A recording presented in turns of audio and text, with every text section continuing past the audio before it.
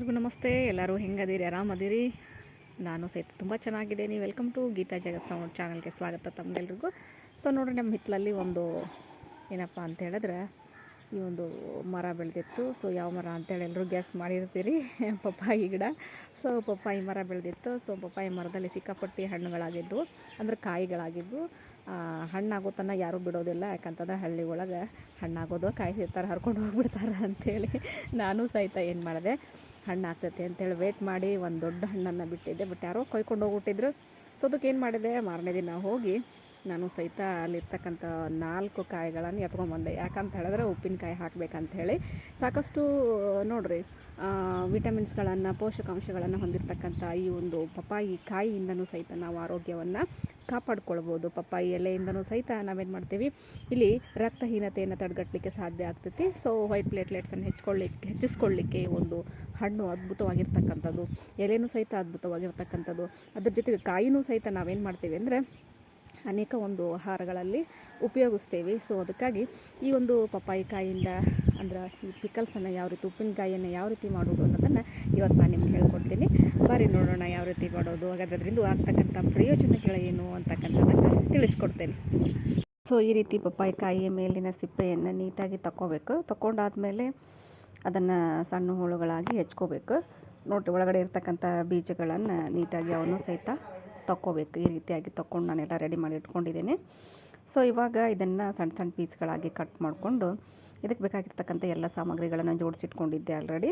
So ಎಲ್ಲ ಸಾಮಗ್ರಿಗಳನ್ನು ಹಾಕಬೇಕು ನೀಟಾಗಿ. ನೋಡಿರಿ, ಬೆಲ್ಲ, ಅರಿಶಿನ ಪುಡಿ, ಸಾಸಿವೆ ಪುಡಿಯನ್ನು ಇದು ಮಾಡ್ಕೊಂಡಿದ್ದು, ಮಿಕ್ಸಿ ಮಾಡ್ಕೊಂಡಿದ್ದು, ಅರಿಶಿನ, ಬೇಕಾಗಿರ್ತಕ್ಕಂಥ ಉಪ್ಪು, ಮಸಾಲೆ ಇವೆಲ್ಲ ಇಟ್ಕೋಬೇಕು. ಸೊ ಈ ರೀತಿ ಸಣ್ಣ ಸಣ್ಣ ಹೋಳುಗಳನ್ನಾಗಿ ಮಾಡಿಕೊಂಡು ಏನು ಮಾಡಬೇಕು, ಅದನ್ನು ಮಸಾಲೆಯಲ್ಲಿ ಚೆನ್ನಾಗಿ ಕಲಿಸ್ಕೋಬೇಕು. ನೋಡಿರಿ, ಬಹಳ ಮಧುಮೇಹಗಳಿಗೆ ಆಗಿರ್ಬೋದು, ಸಾಕಷ್ಟು ಇಲ್ಲಿ ವಂಶಪಾರಂಪರಿಕ ರೋಗಗಳಿಗೆ ಮನೆ ಮದ್ದಾಗಿರ್ತೈತಿ ಇದು. ಸೊ ಇವೆಲ್ಲ ಅವಾಗ ನಮ್ಮ ಹಿರಿಯರ ಅಡುಗೆ ಮನೆಯಲ್ಲಿ ಕಾಯಂ ಇರ್ತಿದ್ದು. ಬಟ್ ಇವಾಗ ನಾವು ಉಪಯೋಗಿಸೋದು ಕಡಿಮೆ. ಸೊ ನಾನು ಸಹಿತ ಒಂದು ಮೂಲದಿಂದ ಮಾಹಿತಿಯನ್ನು ಪಡ್ಕೊಂಡು ಈ ಉಪ್ಪಿನಕಾಯಿಯನ್ನು ಮತ್ತೆ ರೆಡಿ ಮಾಡ್ಕೊಂಡಿದ್ದೀನಿ. ಸೊ ನೀವು ಸಹಿತ ರೆಡಿ ಮಾಡಿಕೊಂಡು ಮನೆಯಲ್ಲಿ ಸೇವಿಸ್ರಿ ಅಂತ ಹೇಳ್ತಾ ಇದ್ದೀವಿ. ಸೊ ಇವೆಲ್ಲ ಮನೆ ಮದ್ದುಗಳು ಅಂತ ಅನ್ಕೋಬೋದು ನಾವು. ಸೊ ನೋಡಿರಿ, ಈ ರೀತಿ ಒಗ್ಗರಣೆ ಹಾಕಲಿಕ್ಕೆ ಒಗ್ಗರಣೆ ಮಾಡಿ ಇಟ್ಕೊಂಡಿದ್ದೆ. ಅಚ್ಚ ಖಾರದ ಪುಡಿ ನಮ್ಗೆ ಎಷ್ಟು ಬೇಕು ಅಷ್ಟನ್ನು ಹಾಕ್ಕೊಳ್ತಕ್ಕಂಥದ್ದು.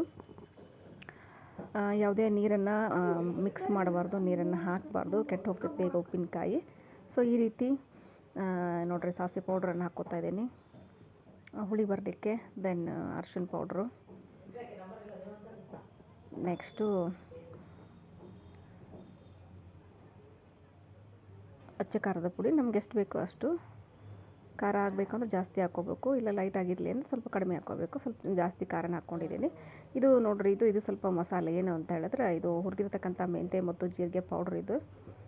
ಸೊ ಇದನ್ನು ಸಹಿತ ಹಾಕ್ಕೋಬೇಕಾಗ್ತೈತಿ, ಇಲ್ಲ ಮೆಂತ್ಯನ ಸಪ್ರೇಟ್ ನಾವು ಹಾಕ್ಕೋಬೋದು. ನೆಕ್ಸ್ಟು ಇದು ಬೆಲ್ಲ, ರುಚಿಗೆ ತಕ್ಕಷ್ಟು ಬೆಲ್ಲನ ಹಾಕ್ಕೋಬೇಕು.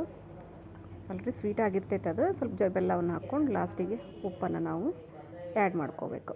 ಸೊ ಈಗ ಜಸ್ಟ್ ಏನು ಮಾಡಬೇಕು ಅಂತ ಹೇಳಿದ್ರೆ ಚೆನ್ನಾಗಿ ಕಲಿಸ್ಬೇಕು ನೀಟಾಗಿ. ಮಸಾಲೆ ಅದರೊಳಗಡೆ ಮಿಕ್ಸ್ ಆಗೋ ಥರ ಕಲಿಸ್ಬೇಕು. ನೋಡಿ, ಈ ಥರ ನಾವು ಕಲಿಸ್ದಾಗ ಏನಾಗ್ತೈತಿ ಅಂತ ಹೇಳಿದ್ರೆ ಈ ರೀತಿ ಕಲಿಸ್ಬೇಕು ಚೆನ್ನಾಗಿ. ಮಸಾಲೆಯಲ್ಲಿ ಎಲ್ಲ ಹೋಳುಗಳು ಮಿಕ್ಸ್ ಆಗಬೇಕು. ಅಂದಾಗ ಏನಾಗ್ತೈತೆ ಅಂತಂದ್ರೆ ಕಂಪ್ಲೀಟ್ ಅದು ಮಸಾಲೆಯನ್ನು ಹೀರ್ಕೊಳ್ತೈತಿ. ನೋಡಿರಿ, ಇದೆಲ್ಲ ಈಗ ಡ್ರೈ ಆಗೈತಿ. ಒಂದು 2 ಡೇಸ್ ಇಟ್ಟು ನೀವು ಇದೆಲ್ಲ ಏನಾಗಿರ್ತೈತಿ ಅಂತ ಹೇಳಿದ್ರೆ ವೆಟ್ ಆಗಿರ್ತೈತಿ, ಆಮೇಲೆ ನೆನ್ಕೊಂಬಿಟ್ಟಿರ್ತೈತಿ ಚೆನ್ನಾಗಿ. ಇವೆಲ್ಲ ಇನ್ಸ್ಟೆಂಟಾಗಿ ಮಾಡ್ತಕ್ಕಂಥವು. ನಾವು ಇದನ್ನು ಬೇಯಿಸಿ ಇದ್ರೂ ಹಾಕ್ಕೋಬೋದು, ಅಥವಾ ಈ ರೀತಿ 1-2 ದಿನ ನೆನೆಸಿಟ್ಕೊಂಡು ಮಸಾಲೆ ಸಹಿತ ನಾವು ಉಪಯೋಗಿಸ್ಕೊಳ್ಬೋದು. ನೋಡಿರಿ, ರೀತಿ ಸಂಪೂರ್ಣವಾಗಿ ಮಿಕ್ಸ್ ಮಾಡಿಕೊಂಡೆ. ಇವಾಗ ಏನು ಮಾಡಬೇಕು, ಎಲ್ಲ ಮಿಶ್ರಣಕ್ಕೆ ಆಗ ನಾನು ಮಾಡಿಟ್ಟಿರ್ತಕ್ಕಂಥ ಒಗ್ಗರಣೆಯನ್ನು ಹಾಕ್ಕೊಂಡಿದ್ದೀನಿ. ಸೊ ಒಗ್ಗರಣೆಯನ್ನು ಹಾಕ್ಕೊಂಡು ನೀಟಾಗಿ ಕಲಿಸ್ಕೋಬೇಕು. ಒಗ್ಗರಣೆ ಅಂತಂದರೆ ಏನೂ ಇಲ್ಲ, ಸಾಸಿವೆ, ಜೀರಿಗೆ, ಕರಿಬೇವಿನ ಸೊಪ್ಪನ್ನು ಹಾಕಿ ಒಗ್ಗರಣೆಯನ್ನು ಕೊಟ್ಕೋಬೇಕು. ಸೊ ಒಗ್ಗರಣೆಯನ್ನು ಕೊಟ್ಕೊಂಡು ಈ ರೀತಿ ನಮ್ಗೆ ಉಪ್ಪಿನಕಾಯಿ ರೆಡಿ ಆಗ್ತೈತಿ.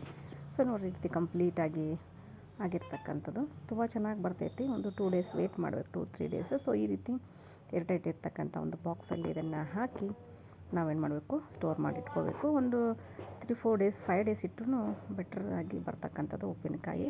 ಸೊ ನೀವು ಸಹಿತ ಉಪ್ಪಿನಕಾಯಿನೂ ಮಾಡಿ ಮನೆಯವರಿಗೆಲ್ಲರೂ ಒಂದು ಆರೋಗ್ಯದ ಒಂದು ದಾರಿಯನ್ನು ಕಂಡುಕೊಡ್ರಿ ಅಂತ ಹೇಳ್ತಾ, ಸೊ ಮತ್ತೊಂದು ಈ ರೀತಿಯಾಗಿರ್ತಕ್ಕಂಥ ಸವಿರುಚಿಯ ಲಾಗಲ್ಲಿ ಮತ್ತೆ ನಿಮ್ಮನ್ನು ಭೇಟಿ ಆಗ್ತೀನಿ. ಅಲ್ಲಿವರೆಗೂ ನಮಸ್ತೆ, ಟೇಕ್ ಕೇರ್, ಬಾಯ್ ಬಾಯ್.